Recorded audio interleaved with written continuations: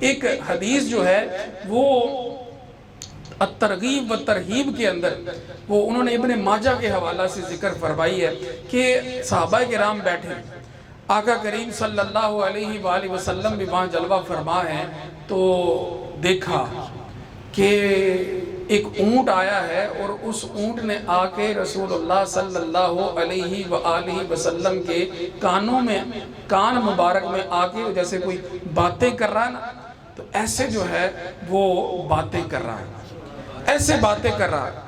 تو آقا کریم صلی اللہ علیہ وآلہ وسلم کو جب آ کے اس نے کچھ باتیں کی تو رسول اللہ صلی اللہ علیہ وسلم نے فرمایا اس اونٹ کے مالک کون ہیں، ان کو بلا کے لاؤ۔ تھوڑی دیر ہوئی تو اس کے جو مالک ہیں وہ بھی اس اونٹ کو ڈھونڈتے ڈھونڈتے رسول اللہ صلی اللہ علیہ وسلم کی بارگاہ میں آ گئے۔ تو آقا کریم صلی اللہ علیہ وآلہ وسلم سے انہوں نے عرض کیا یا رسول اللہ 3 دن سے یہ بھاگا ہوا اونٹ ہے، 3 دن سے یہ اونٹ بھاگا ہوا ہے، اب یہ یہاں پہ آ کے آپ کے پاس ہم کو مل گیا ہے، اسے ہمارے حوالے کر دیں۔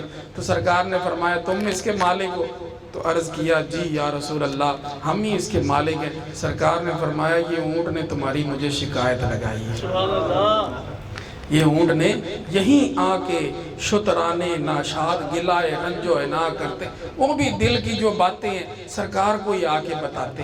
تو سرکار نے فرمایا اس اونٹ نے نا تمہاری مجھے شکایت لگائی، یہ بڑا پریشان ہے، بھاگا ہوا آیا ہے میرے پاس۔ تو اس نے شکایت کیا لگائی؟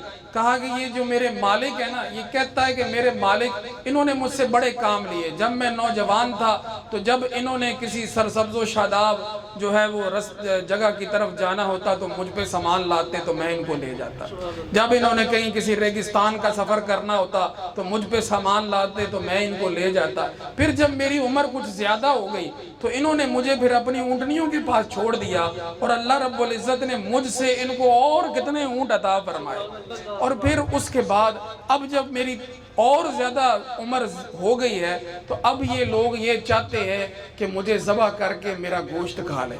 تو میں اس بات سے اس نے آ کے یہ شکایت کی کہ یا رسول اللہ بھلا یہ بتائیے کہ اتنی خدمت کا صلہ یہ ہوتا ہے، اتنی جو خدمت میں نے ساری زندگی ان کی ہے تو اس کا صلہ کیا یہ ہے کہ یہ اب میں اتنا بوڑھا ہو گیا ہوں تو یہ میرا گوشت کھانا چاہتے ہیں، اب یہ سیخ کباب بنانا چاہتے ہیں۔ تو کیا ہے آقا کریم صلی اللہ علیہ وآلہ وسلم نے یہ بات جو ہے ان کے آگے رکھی تو ان کی آنکھیں کھل گئی، انہوں نے کہا یا رسول اللہ یہ جو جتنی بھی باتیں اس نے آپ سے کہی ہیں بالکل ٹھیک کہی ہیں، یہ جو اس نے بات کہی اور واقعی ہم اس کو اب ذبح کرنا چاہتے تھے، اور یہ جو ہے پھر خوف کے مارے وہاں سے بھاگ کر جو ہے یہ آپ کے پاس آ گیا۔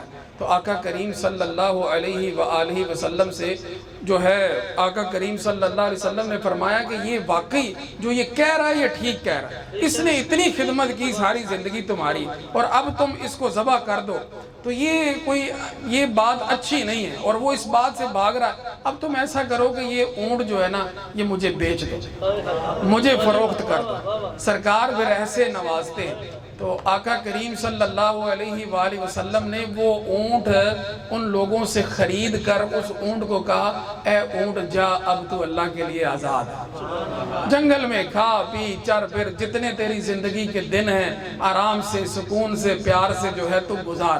سرکار علیہ السلام نے اس کو آزاد کر دیا۔ صحابہ یہ کہتے ہیں کہ وہ اونٹ جو ہے نا پھر سرکار کے پاس آیا، حضور کے پاس آیا، اس کی کیا ہے بڑی محبت سے پیار سے، اور پھر اس نے سرکار کے کانوں کے پاس اپنا منہ کیا تو آقا کریم صلی اللہ علیہ وآلہ وسلم نے فرمایا آمین۔ حضور نے کیا فرمایا؟ آمین۔ پھر تھوڑی دیر کے بعد سرکار نے فرمایا آمین، پھر تھوڑی دیر کے بعد سرکار نے فرمایا آمین۔ اب اس کے بعد جب اس نے پھر کوئی بات کی تو آقا کریم صلی اللہ علیہ وسلم کی آنکھ سے آنسو جاری ہو گئے۔ دیکھیں کہ وہ سمجھتے ہیں بولیاں سب کی، ہاں تو سرکار جانوروں کی بھی بولیاں سمجھتے ہیں، وہ سمجھتے ہیں بولیاں سب کی، وہی بھرتے ہیں جھولیاں سب کی۔ آؤ بازار مصطفیٰ کو چلیں، کھوٹے سکے وہیں پہ چلتے ہیں۔ کھوٹے سکے وہیں پہ چلتے ہیں۔ صحابہ فرماتے ہیں کہ ہم نے دیکھا کہ اس نے کچھ کہا ہے تو سرکار نے 3 دفعہ یہ فرمایا آمین آمین آمین، اور اس کے بعد جب اس نے کوئی بات کی تو آقا کریم صلی اللہ علیہ وسلم کی آنکھوں میں آنسو آ گئے۔ تو ہم نے عرض کی یا رسول اللہ صلی اللہ علیہ وسلم آپ اس کی بات کو سمجھ رہے ہیں، ہمیں تو کچھ سمجھ نہیں آ رہی کہ یہ کیا کہہ رہا ہے، لیکن ہمیں بتائیے کہ یہ اس نے ایسی کیا بات کہی ہے کہ آپ نے آمین آمین ارشاد فرمایا ہے۔ تو آقا کریم صلی اللہ علیہ وسلم نے فرمایا جب میں نے اس کو آزاد کیا ہے نا تو اس نے خوش ہو کے پھر مجھے دعا دی ہے، اس نے مجھے دعا دی ہے، اس نے پہلے جو ہے نا مجھے دعا دی کہ اللہ تعالیٰ آپ کو اسلام اور قرآن کی طرف سے بہترین جزا عطا فرمائے۔ تو میں نے کہا ہے آمین۔ پھر اس کے بعد اس نے دعا کی ہے کہ اللہ تعالیٰ قیامت کے روز آپ کی امت سے اسی طرح خوف کو دور فرمائے جیسے آپ نے میرا خوف دور کر دیا۔ اعلیٰ حضرت ایسے تو نہیں فرما گئے خوف نہ رکھ رضا ذرا، تو ہے عبد مصطفیٰ، وہ تو ایک اونٹ ہے، وہ سرکار کی بارگاہ سے خالی نہیں گیا، سرکار نے اس کا خوف دور کر دیا۔ تو کیا ہے کہ اس اونٹ نے یہ دعا کی ہے کہ اللہ تعالیٰ آپ کی امت سے قیامت کے روز ایسے خوف کو دور فرمائے جیسے آپ نے میرا خوف دور فرمایا ہے۔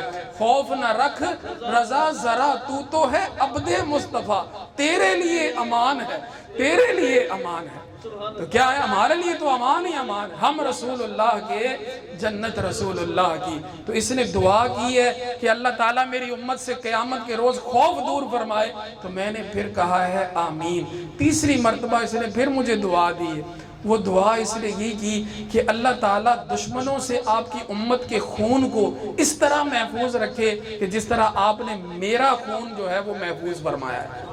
اللہ تعالیٰ دشمنوں کے خوف سے آپ کی امت کے خون کو ایسے محفوظ رکھے کہ جیسے میرا خون آپ نے محفوظ فرمایا ہے۔ تو میں نے کہا آمین۔ اب اس نے پھر مجھے چوتھی دعا دی ہے تو اس پر میری آنکھوں میں آنسو آ گئے۔ اب اس نے مجھے دعا کیا دی کہ اللہ تعالیٰ آپ کی امت کے درمیان جنگ و جدال پیدا نہ کرے، آپ کی امت آپس میں نہ لڑے، یہ جنگ و جدال اللہ آپ کی امت میں پیدا نہ کرے۔ تو پھر مجھے رونا آ گیا کیونکہ یہی وہ دعا ہے جو میں نے اپنے رب کی بارگاہ میں کی تھی۔ تو میرے رب کریم نے میری پہلے جو 3 دعائیں تھی وہ تو قبول فرما لی، لیکن جو آخری دعا ہے اس سے اللہ رب العزت نے مجھے منع فرما دیا۔ میں نے اپنے رب کریم سے ایک مرتبہ 4 دعائیں مانگی، میرے رب کریم نے میری 3 دعائیں قبول فرما لی، لیکن یہ آخری جو دعا ہے نا رب کریم نے مجھے اس سے منع فرما دیا۔ تو جبرائیل امین نے مجھے یہ بتایا کہ وہ خبر دی اس نے مجھے اللہ رب العزت کی جانب سے کہ آپ کی جو امت ہے وہ آپس میں تلوار چلا کے آپس میں تلوار زنی جو ہے وہ کر کے وہ ہلاک ہوگی۔